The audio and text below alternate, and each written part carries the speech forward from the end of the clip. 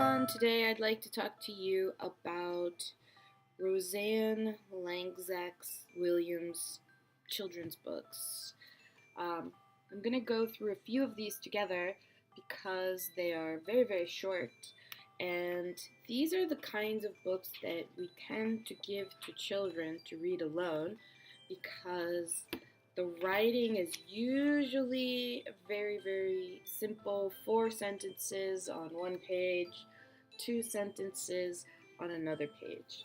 However, I would like to warn parents that giving children these kinds of books to read alone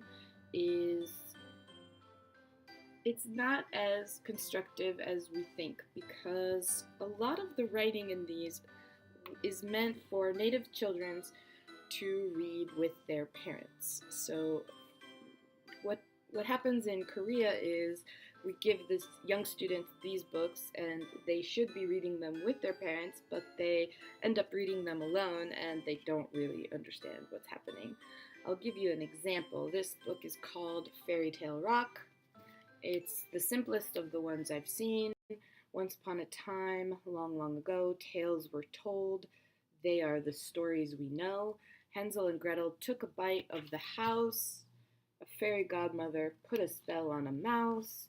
Jack climbed the beanstalk way up to the top. Cinderella stayed home with a broom and a mop. Now, most children know most of these stories, even the children in Korea. This kind of book it's accessible, but I would like to warn you that this book has no real story. It's not telling a story of some sort. It's almost like it's just a little rhyming book that basically parents would sit with the children, they'd let the child read, and they would help them if they needed it, but this is a child is learning how to read on their own kind of book.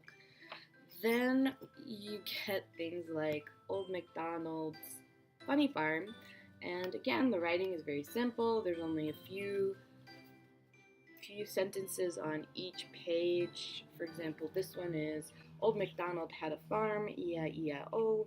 On the farm he had a shark, E-I-E-I-O no. Did you say a shark? That's impossible. My students who are in the 3rd grade reading the word impossible alone by themselves, they can't understand it. And then the next page says, sharks live in the ocean. Sharks are meat eaters. They have several rows of sharp teeth. Sharks get air from the water through their gills. Watch out for sharks. A native English speaker may be familiar with most of these words and could probably ask their parents, Mom, what do gills mean? And Mom could point to the picture and she said, see these lines? Those are gills. That's how sharks breathe. But if you're reading it alone and you're an ESL non-native speaker, this book to me is just simply too difficult. I'll give you another example. Pirates coming through.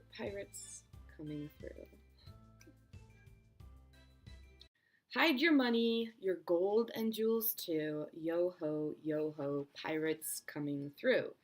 Pirates sail ships to faraway lands in search of great treasure buried in sand. Now, you could say, well, children will learn that something is buried because they'll see the pirates that are digging something up. If I saw a picture of something being dug up, I would not know that that meant buried.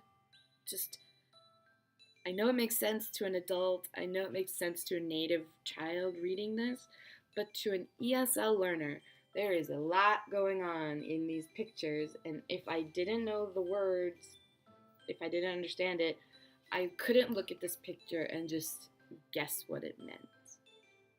So I have to warn you that I have found the Rosanne Williams books to be very good for native speakers, but a little too hard for ESL students to read by themselves. Consider that these children's books are probably for native speakers who are already learning how to read, so reading alone, probably 3rd grade, these books would be fine. For ESL speakers, though, if they have to read these alone, it is much, much more difficult, and they are more likely to give up.